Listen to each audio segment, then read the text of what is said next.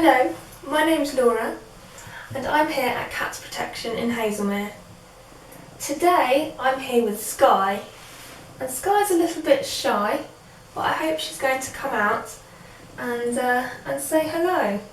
But we'll see, we'll let her decide what she wants to do. Oh, here we go. Yeah, I think she's going to come and say hello. So today I've got for you the second story from the Little Lighthouse Keeper. If you haven't watched the first part, I'd recommend watching that first. So today's story for you is called Visit Bert. So let's find out about her. One day, when the sea was very calm, the Little Lighthouse Keeper, Ray, sat fishing at the water's edge. His dog, Croup, was swimming nearby. "Come and play with me," he barked at a fish. He tried to catch them in his paws, but they always wriggled away. He climbed out onto the rock and shook himself. A shower of drops sprayed over Ray. "Hey, watch out, Croup," he cried. Croup lolloped off across the rocks. "Come and play with me," he barked at the seagulls, but they flew up in the air, screeching when they saw him coming.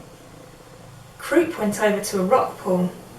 "Play with me," he barked at a crab, but it ran into a crack in the rock. Suddenly, Croup saw something. He barked for Ray to come and look. The Little Lighthouse Keeper put down his fishing rod and went over to Croup. He was sniffing at a sticky brown thing lying there on the rock. Ray bent over it. "It's a seabird," he said. "It's a little tern and she's covered in oil. It must be from an oil tanker. Poor little bird." The little tern opened her eyes and looked at Ray. She opened and shut her beak, but no sound came out. Then she tried to move her wings, but they were sticky with oil. "Will you play with me?" barked Croup. He licked the little tern, but the oil was too sticky to lick off, and it tasted nasty too. "Poor little bird," said Ray again. "Let's take her into the house." He carried the little tern to the lighthouse. Croup followed close behind, sniffing. He could smell the thick black oil on the bird. Ray laid the little tern on a blanket in front of the fire. Then he fetched some old rags, a bowl of warm water and a bottle of detergent. "This will get it off," he said. Croup watched as Ray carefully wiped the little tern's feathers again and again. The black oil came off on the rags. It smelt horrible. Croup sneezed. The little tern opened her eyes and blinked. She opened and shut her beak, but still no sound came out. Ray wiped her with more warm water and more detergent. Slowly, more black oil came away on the rags. "She's nearly clean," said Ray. Now they could see that her feathers were grey and white and her head was black. Her beak and legs were bright yellow. Croup came closer and licked the little tern again. "Croup, Croup," he asked softly, "will you play with me?" The little tern opened her beak and said, "Zit, zit, zit." Her eyes were brighter now and she was trying to flutter her wings. "They're still a bit sticky," said Ray. "Just a little more detergent and a little more wiping. Then you'll be almost clean, little tern." She struggled to get to her feet. Ray gave her some scraps of raw fish. She pecked at them and then, gulp, she'd eaten them all. She dipped her beak into the water he brought and drank in gulps. Then she fluttered her wings. Ray sat back and watched, and so did Croup. She flew from the floor to the chair. She flew from the chair up onto the table. She flew from the table up onto the cupboard. "She's ready to go back to sea," said Ray. He opened the lighthouse door and the little tern flew out into the sunlight. Croup watched her beat her wings and fly to the edge of the black rock. She swooped away over the water to the other birds. "Now she'll never play with me," thought Croup sadly.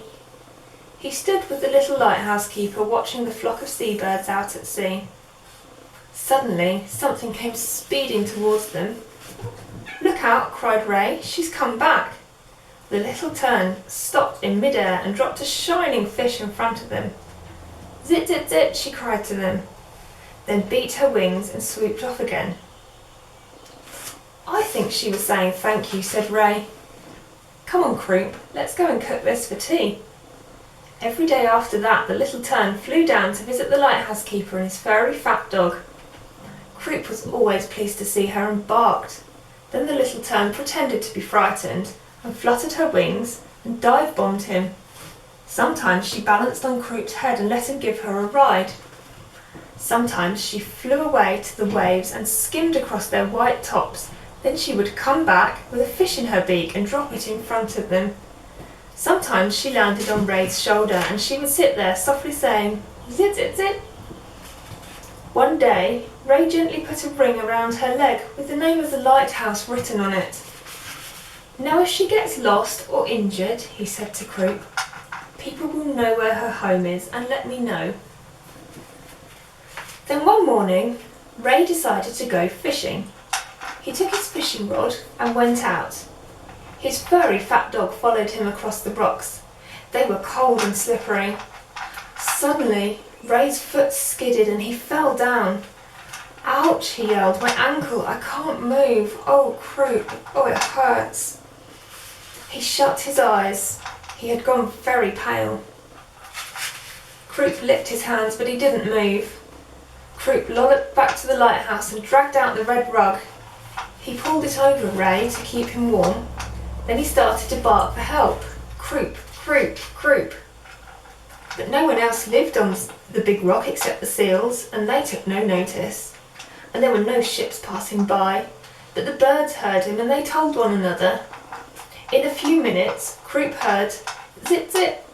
The Little Tern came swooping down. She landed next to Ray. She peered at him with her bright eyes, then she looked at Croup. She flew close to him and rubbed her head against his front paw, as if to say, "Don't worry, I'll see to it." Then she took off, beating her wings strongly. She flew low over the waves towards the mainland. Croup looked at Ray again. He was groaning. "Oh, my ankle," he gasped. "I don't think I can walk on it. I'd better stay here until it feels a bit stronger, old fellow." Croup licked his cheek and sat on guard beside him. He watched the sky for a sign of the Little Tern coming back. After quite a time, he heard a boat, a motorboat. It was cutting through the water. It stopped at the edge of the black rock. It was their friend Luke, the coast guard from the mainland. He got out of his boat and tied it up to the metal ring in the rock. "Ahoy there," he called. "Anyone at home?" Croup stood up and barked as loud as he could. "Croup, Croup, Croup." "Hello, Croup," called Luke, coming across the rock. "Hello, old fellow." Then he saw Ray and bent to look at his ankle. "So this is the trouble," he said. "A Little Tern came knocking at my window. She wouldn't stop, so I went outside and she kept dive-bombing me. She seemed to want me to do something, then she sat on my shoulder and I spotted the ring on her leg. She let me take it off and there was your address. So I thought I'd better come over and see if you needed help." At this moment, the Little Tern swooped down over them. "There she is again. What a clever little thing she is," Luke said. Ray nodded. "Well, Croup and I rescued her when she was covered with oil. I think she wants to repay us now," he smiled. "And one good turn deserves another, you know." So thank you for listening to today's story.